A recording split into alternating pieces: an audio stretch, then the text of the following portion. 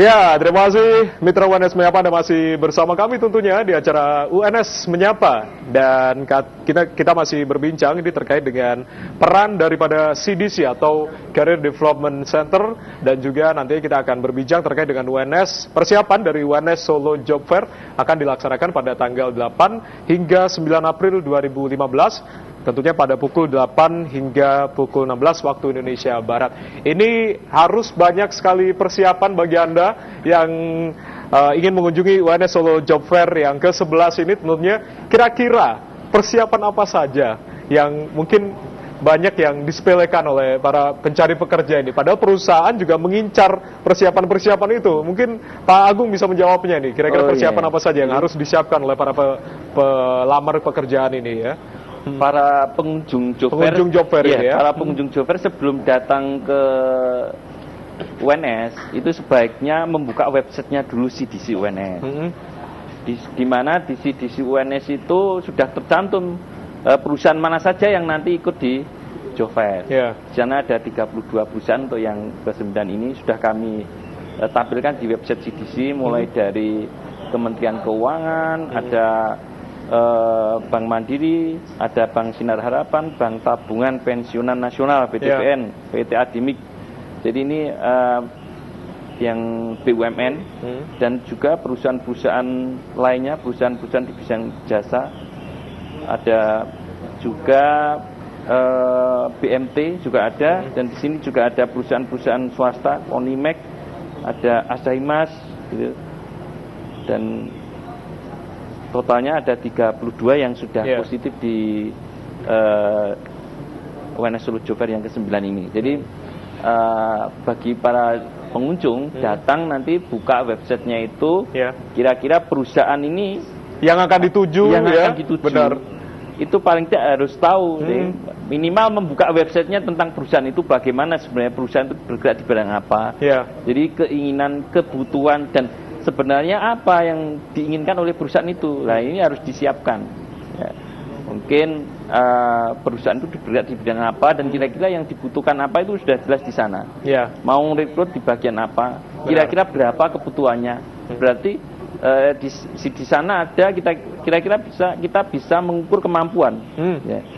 Dari 32 ini barangkali calon pengunjung mestinya harus menyeleksi kira-kira masuk yang mana. Ini yang harus dipikirkan sejak awal, sudah menyiapkan. Mengukur diri tentunya. Mengukur diri. Dan tentu untuk persyaratan-persyaratan yang sifatnya ini sepele tapi tidak dilengkapi gitu ya. Apa aja ini kira-kira yang mungkin jelas disepelekan? Itu kan mulai dari foto, mulai dari surat lamaran, mulai dari fotokopi ijazah, fotokopi transkrip nilai, dan yang terpenting itu sebenarnya adalah sertifikat di luar itu, aktivitas organisasi. Banyak perusahaan yang mencari memang aktivis perusahaan. Lah itu harus ada semacam dokumen-dokumennya, misalnya aktif di organisasi apa waktu mahasiswa. Kemudian pengalaman di luar organisasi barangkali di tingkat nasional, internasional, itu perlu ditulis di sana dan ada semacam bukti-buktinya itu. Barangkali bukti kan bisa di eranya sekarang kan ringkas, bisa scan, tidak harus dibawa dalam bentuk berkas tapi kan punya scanan itu. Tapi yang jelas harus menyiapkan itu. Masih ada waktu sekitar semingguan ini untuk bisa mempersiapkan dan juga disiplin administrasi. Tentunya ini menjadi salah satu penting kunci penting ini Pak Agung ya. Karena datang ke job fair ini mulai sudah siap. Jadi job fair tidak hanya sekedar mengumpulkan lamaran lah ini, yang barangkali kurang dipahami gitu. Karena di job fair ini sudah mulai ada esok harinya, bahkan hari itu juga tes langsung. Dan di kemudian hari ada wawancara. Jadi memang datang ke job fair itu sudah siap. Bahkan mulai dari penampilan itu juga penting. Karena kemarin dari perusahaan itu juga banyak yang mengeluh mulai tidak begitu memperhatikan tentang performance seperti itu. Padahal itu juga sudah mulai datang ke job fair itu sudah siap wawancara gitu. Jadi penampilan yang sifatnya formal, tidak istilahnya tidak niatnya untuk dolan gitu ya. Harus cari kerja harus penampilan bagaimana mencari sebuah pekerjaan itu. Keseriusan ya, harus ada keseriusan itu. Pak Kusnandar mungkin ada tambahan?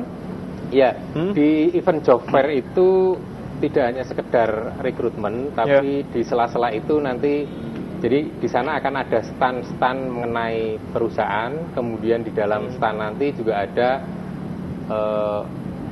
bilik untuk wawancara langsung, dan juga di sana ada presentasi dari beberapa perusahaan kaitannya dengan profil mereka. Jadi mungkin kalau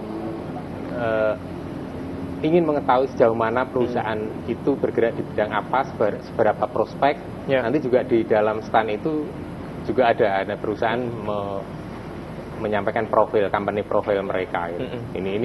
Ini di luar stand-stand tadi. Ya, berbicara mengenai data ini, data alumni UNS yang setiap tahunnya ada di job fair. Kira-kira dari setiap tahunnya, kira-kira berapakah untuk alumni intern UNS ini Pak yang kira-kira diserap oleh dunia kerja ini kalau untuk setiap tahunnya, job fair setiap tahunnya ini? Mungkin Pak Agung atau Pak Kusnandar bisa menjawab ini? Ya, Pak Kusnandar silakan. Sebenarnya proses rekrutmen ini di dalam job fair itu tidak semuanya hari itu lamaran kemudian langsung tes, tidak. Meskipun ada proses begitu ya. Ada proses, ada jeda gitu ya, jadi jeda proses ini. Dan memang kita agak sulit di dalam memperoleh data sebetulnya berapa yang terekrut dari proses job fair itu.